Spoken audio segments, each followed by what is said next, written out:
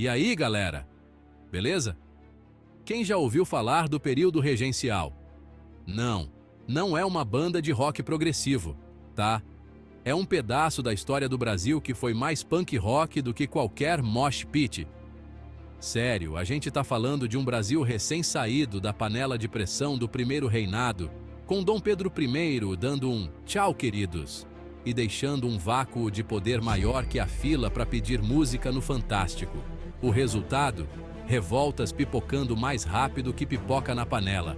É a galera do Pará se rebelando na cabanagem, os gaúchos da Farroupilha mostrando que não estavam para brincadeira. E muito mais. E é exatamente sobre essa época insana que a gente vai falar hoje, desvendando as revoltas que moldaram o Brasil e quase transformaram tudo num grande oba-oba.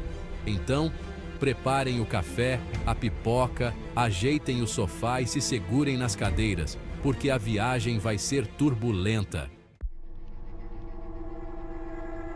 Imagine só, a Amazônia, um lugar com uma natureza exuberante, fauna e flora riquíssimas, e um caldeirão social prestes a explodir.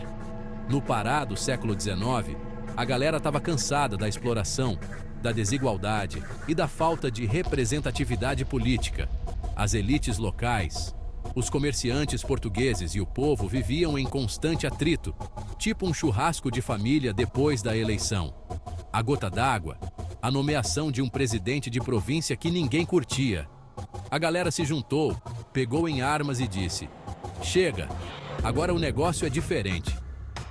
Liderados por figuras como o artesão Vicente Ferreira Lemos e o fazendeiro Félix Malquer, o povo tomou Belém e instaurou um governo próprio. A coisa ficou séria. A cabanagem, que antes era só um burburinho, se transformou num rugido ensurdecedor que ecoou por toda a região. Mas, como um bom drama histórico, a coisa não foi fácil. A revolta foi marcada por lutas sangrentas, traições e reviravoltas dignas de novela das 9. Apesar da bravura dos cabanos, a falta de união entre os líderes e a repressão violenta do governo imperial acabaram por sufocar a rebelião. Muitos que lutaram por um futuro melhor acabaram massacrados, deixando um rastro de sangue e tristeza na selva.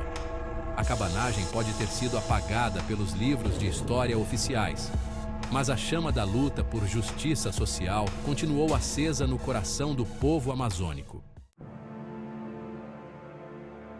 E saindo da Amazônia, a gente desembarca no sul do Brasil, mais precisamente no Rio Grande do Sul, palco de um dos maiores movimentos separatistas da nossa história, a Revolução Farroupilha. Prepare o chimarrão e se ajeite na bombacha, porque a luta aqui foi trilegal. A treta começou por causa dos impostos. Meus amigos, a gente não gosta de pagar imposto hoje, imagina naquela época. O governo imperial cobrava taxas altíssimas sobre produtos vindos do exterior, como o charque, que era tipo o carro-chefe da economia gaúcha. O povo gaúcho, liderado por figuras lendárias como Bento Gonçalves da Silva e Giuseppe Garibaldi, um italiano gente boa que curtia uma aventura, resolveu dar um basta na exploração e lutar por mais autonomia. E não era só por causa dos impostos, não. Os farroupilhas, como ficaram conhecidos os revolucionários, também queriam mais participação política, uma defesa mais forte contra os ataques indígenas na fronteira e, claro, um pouco mais de respeito do governo central, que muitas vezes tratava o Rio Grande como um parente distante e esquecido. A coisa foi séria. A Farroupilha durou longos 10 anos, com direito a batalhas épicas, alianças improváveis e reviravoltas de tirar o fôlego. No final das contas, o povo fez um acordo com o Império, a paz foi selada e o Rio Grande do Sul voltou a fazer parte do Brasil. A luta dos gaúchos pela autonomia e pelo desenvolvimento regional ecoa até hoje, e a garra e a determinação do povo sulista se tornaram símbolos da identidade regional. E a gente desembarca agora na Bahia, terra do dendê, da capoeira e de um povo que sabe lutar pelo que acredita. Em 1837, a Bahia entrou na dança das revoltas com a Sabinada, quase se separando do Brasil. A treta começou por causa da instabilidade política no Brasil. Lembra que Dom Pedro I abdicou e deixou o trono para um moleque de 5 anos? Enquanto Dom Pedro II não atingia a maioridade, o Brasil era governado por regentes, e a galera das províncias não estava satisfeita com a falta de autonomia política. Na Bahia, a coisa estava pegando fogo. Liderados por Francisco Sabino, intelectuais e militares se revoltaram, exigindo liberdade e a criação de uma república independente. Os Sabinos tomaram o controle de Salvador e proclamaram a República Baiana. Após meses de combates, a rebelião foi sufocada, os líderes foram presos ou exilados, e a Bahia voltou a ser uma província do Império. E a gente segue nossa aventura pelo Brasil do período regencial, dessa vez no Maranhão, palco da Balaiada, uma revolta que mostrou a força do povo quando se une por uma causa. Imagine só, um lugar com desigualdade social gritante, pobreza extrema e um governo que pouco se importava com a galera. No Maranhão do século XIX, a coisa estava feia. O povo que vivia no interior, principalmente os vaqueiros, pequenos agricultores e escravos fugitivos, sofria com a exploração dos grandes fazendeiros e a falta de apoio do governo. A gota d'água? A prisão arbitrária de um cara chamado Raimundo Gomes, um líder popular que lutava pelos direitos da galera. A população se revoltou, pegou em armas e disse: "Chega, a brincadeira acabou." A balaiada, que começou como um movimento local, se espalhou rapidamente pelo Maranhão, unindo diferentes grupos sociais sob a bandeira da luta contra a opressão. Mas, como a gente já sabe, a história adora um plot twist.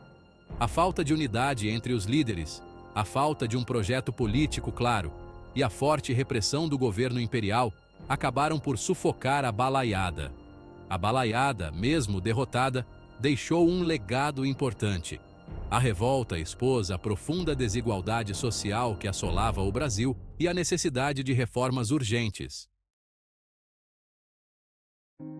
E a gente chega ao fim da nossa jornada pelo Brasil do período regencial com a Revolta dos Malês, um episódio que nos leva de volta à Bahia, mas dessa vez para contar a história de resistência e luta por liberdade religiosa e social de um grupo que sofria com a crueldade da escravidão, os africanos muçulmanos. Em Salvador, a capital baiana, a população negra era enorme e muitos deles eram muçulmanos vindos da África Ocidental. Esses homens e mulheres, apesar de escravizados, mantinham viva sua fé, cultura e costumes, resistindo à opressão com todas as suas forças. Em 1835, a panela de pressão explodiu. Inspirados pelos ideais de liberdade e justiça, um grupo de africanos muçulmanos, liderados por figuras como Pacífico, Licutã, Dandará e Gabriela, organizou uma revolta armada com o objetivo de tomar o poder em Salvador e acabar com a escravidão. A Revolta dos Malês, apesar de curta duração, foi um marco na história da luta contra a escravidão no Brasil.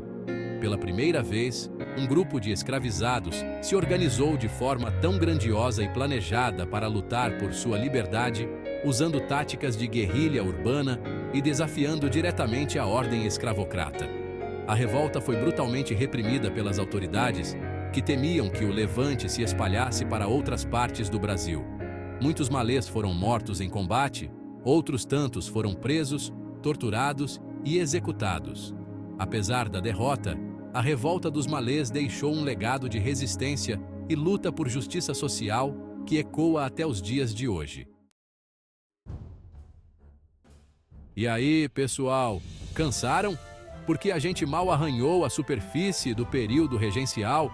Essas revoltas, cheias de reviravoltas e personagens marcantes, mostram que a história do Brasil não é um mar de rosas, mas sim um caldeirão borbulhante de conflitos, sonhos e, principalmente, muita luta.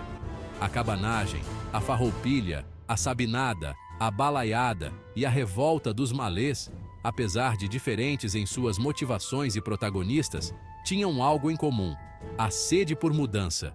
O povo estava cansado da exploração, da desigualdade e da falta de representatividade e resolveu lutar, mostrando que o Brasil não era um país pacífico e ordeiro como a elite queria fazer parecer.